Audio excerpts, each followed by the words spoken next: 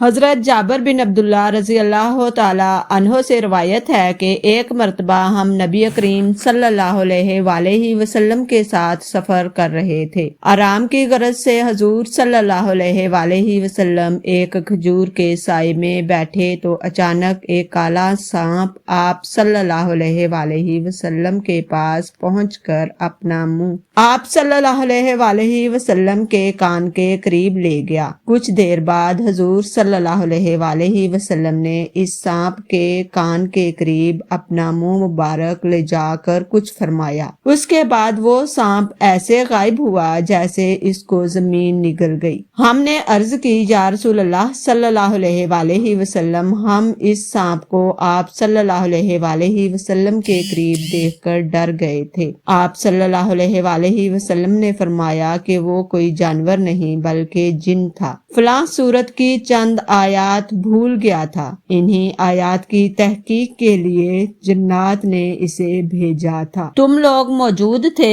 اس لیے وہ سانپ کی شکل میں آیا۔ اس کے بعد حضور صلی اللہ علیہ وآلہ وسلم ایک گاؤں میں پہنچے تو وہاں کے لوگوں نے عرض کی یا رسول اللہ صلی اللہ علیہ وآلہ وسلم، اس گاؤں کی ایک خوبصورت عورت پر ایک جن عاشق ہو گیا ہے، اس نے اسے اتنا پریشان کر رکھا ہے کہ وہ نہ کھاتی ہے نہ پیتی ہے، بس مرنے کے قریب ہے۔ حضرت جابر رضی اللہ تعالی عنہ فرماتے ہیں کہ اس عورت کو میں نے بھی دیکھا، وہ ایسی تھی جیسے چاند کا ٹکڑا۔ حضور صلی اللہ علیہ وآلہ وسلم نے اسے پکار کر فرمایا، اے جن، کیا تجھے معلوم ہے میں اللہ کا رسول محمد صلی اللہ علیہ وآلہ وسلم ہوں، تو اس عورت کو چھوڑ کر یہاں سے چلا جا۔ یہ سنتے ہی وہ عورت صحت یاب ہو گئی اور ہوش میں آنے پر اپنا منہ ہم سب سے چھپانے لگی۔